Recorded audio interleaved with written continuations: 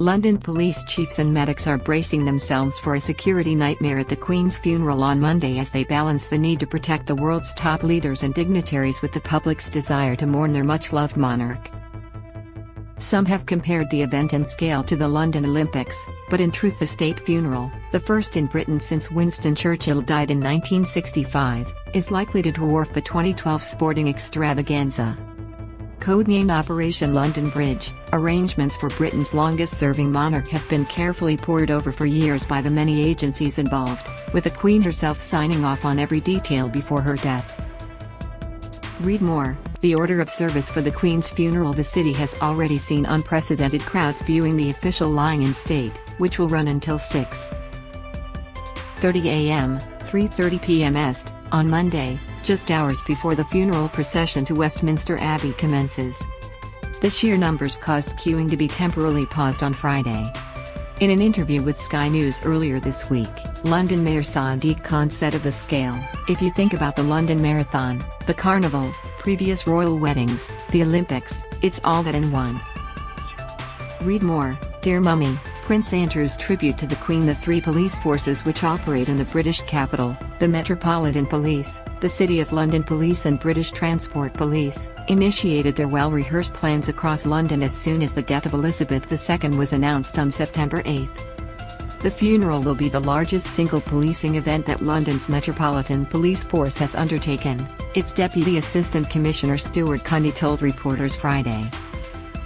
As a single event, this is larger than the 2012 Olympics. It is larger than the Platinum Jubilee weekend. And the range of officers, police staff, and all those supporting the operation is truly immense, he said. It is also set to be the largest global protection operation the Met Police has ever undertaken as hundreds of world leaders and VIPs descend upon London, he said. Read more. World leaders head to London for Queen Elizabeth II's funeral. When asked specifically how high-profile guests would be transported to London's Westminster Abbey for the funeral service, Cundy declined to give specific details, saying it would not be conducive to a safe and secure event and policing operation. Meanwhile, the mammoth logistical operation has involved myriad other aspects, such as medics, toilets, street cleaning and road closures. The size of the crowds turning out to pay their last respects is impossible to predict, according to Andy Byford, Commissioner for Transport for London, TfL. Byford described the funeral as the biggest event the transport network has ever faced in an interview with Britain's PA media news agency. Comparing it to the Olympics, he said, "This is more challenging. It's over a long period, and although there are estimates, it is impossible to say with certainty how many people will turn up to the various elements, so we've assumed the highest possible number and we're aligning our service to match that." Invitations have been sent to world leaders, politicians, public figures and European royals, as well as more than 500 international dignitaries. The security considerations are mind-boggling. The British government is taking the lead on logistics but has refused to comment on specific operational security arrangements. U.S. President Joe Biden was among the first to confirm his attendance at the event, which will be attended by up to 2,000 people. Japanese Emperor Naruhito and Empress Masako will also travel to London, as will many other royals and global leaders. Hundreds of police officers from other forces are supporting the Met, yet the attendance of so many VIPs will pile on the pressure. "Everything will have been negotiated," said Morgan, explaining that some concessions will have been made. "There simply aren't enough police and protection officers to give an escorted convoy to everybody who would normally get it on a standalone visit. Therefore people are being put together on a logistical basis," Morgan said. Continued. Simon Morgan is a former royalty protection officer who was responsible for overseeing senior royals including the Queen and new King between 2007 and 2013. "It will be seamless," Morgan, who now runs private security firm Trojan Consultancy, told CNN.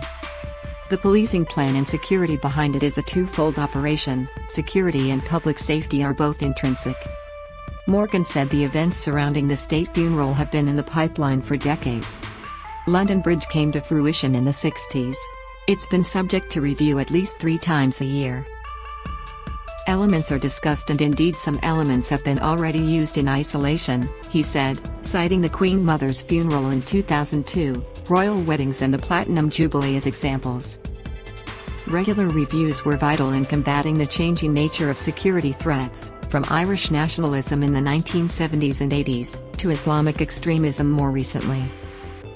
White House aides have declined to provide specific security details for President Biden's visit, but say they are working with their British counterparts to ensure the demands of presidential security are met. The FBI will monitor potential threat streams and share any information with UK security service MI5. When reports emerged last week that world leaders would be required to ride on a bus to the funeral, US officials were skeptical and shot down the suggestion Biden would travel to Westminster Abbey in a coach.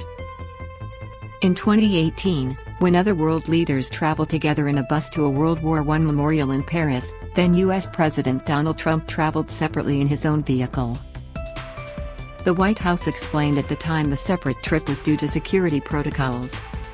"Everything will have been negotiated," said Morgan, explaining that some concessions will have been made. "There simply aren't enough police and protection officers to give an escorted convoy to everybody who would normally get it on a standalone visit.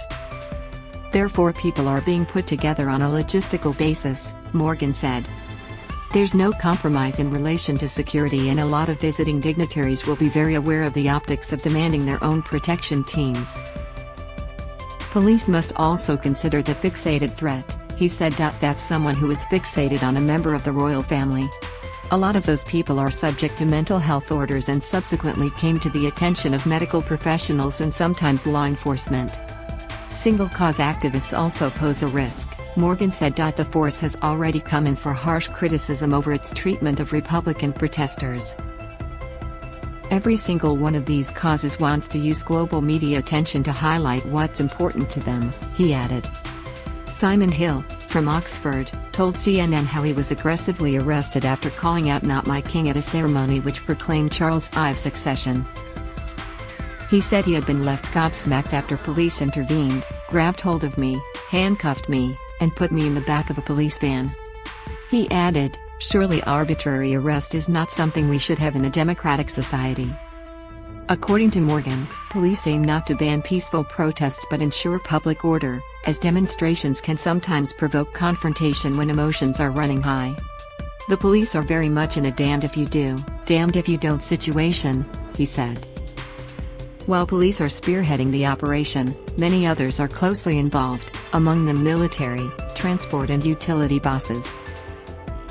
Concerns over health are paramount. As well as the official emergency services, around 2,000 volunteers and employees from St. John Ambulance have provided 24-hour support in London and Windsor for the lying-in state, as well as her funeral.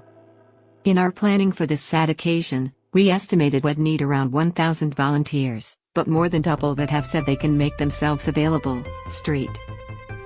John Commissioner of Operations Mike Gibbons said in a statement. Patrick Goulbourne, Assistant Commissioner, Operational Resilience and Control, at London Fire Brigade, told CNN his team worked over many years with partners. They have carried out fire safety inspections on over 40 key central transport hubs and have also been carrying out around 160 fire safety inspections a day at hotels, restaurants, shops and more. In addition, there have been 10 fire engines and around 50 firefighters assisting people in line to see the Queen's coffin around